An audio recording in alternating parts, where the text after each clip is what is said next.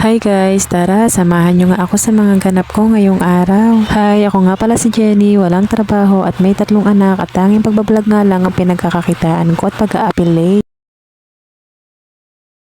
Maulan nga kagabi kaya heto nga nagluto nga ako ng Lucky Me at saka ng tuyo. Ito na nga lang yung ulam namin kagabi. Dahil nga may bagyo daw kaya nag-uulan dito sa Batangas. Pero hindi naman dito yung mismo ang bagyo. Syempre kapag may bagyo kasama na dito yung habagat. Kaya nakakaranas tayo ng mga mauulan. Guys, kain po tayo. Hindi naman lagi nag-uulam kami ng Lucky Me. Paminsan-minsan nga lang dahil masama nga ito sa kalusugan. At kung kakain nga kayo nito, isisiguraduhin nyo nga na iinom kayo ng maraming tubig. Dito nga ay mag-unboxing nga tayo ng parcel. Heto nga yung card ID na 30 pesos nga lang meron ka ng ganitong kagandang wallet.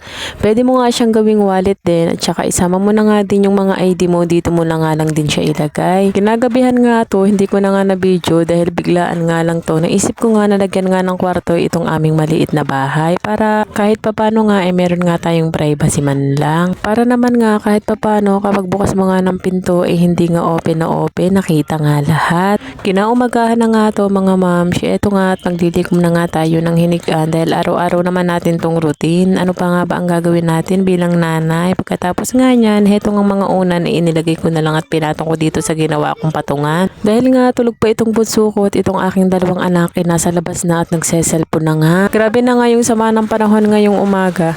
Sana naman nga ay humupa na din yung bagyo at lumayo na nga dahil kawawa nga yung mga tatamaan nito. Alam nyo guys, kapag may naisip ako na gagawin, hindi pwedeng hindi ko nga to gagawin. Kapag sinabi ko nga na lalagyan ko nga to ng kwarto hindi pwedeng hindi to magagawa or matutupad. Nagwalis-walis na nga ako dito. Tignan nyo naman nilagay ng papa niya yung cellphone at may isang bata nga na sumalisi. Grabe na nga yung mga bata ngayon, kinaumagahan pa nga lang hawak-hawak na nga nila ang cellphone at hanap-hanap na nga agad. Pagka hindi nga niya nahanap yung cellphone dito sa amin, isa kanyang lola nga naman pupunta tong mga to. Etong ang wipes na ginagamit ko ay yung Pum soap na violet. Alam nyo, hindi lang sa mga bata to ginagamit, kundi kung saan-saan din nga. Pwede to sa mga stove, pwede sa mga lamesa at kung wala nga kayong basahan. Heto nga, nagsuklay-suklay na nga muna ako bago nga ako magkape. Mahirap nga magkape ng buhol-buhol nga itong buhok natin. Kahit papano nga magsuklay naman tayo.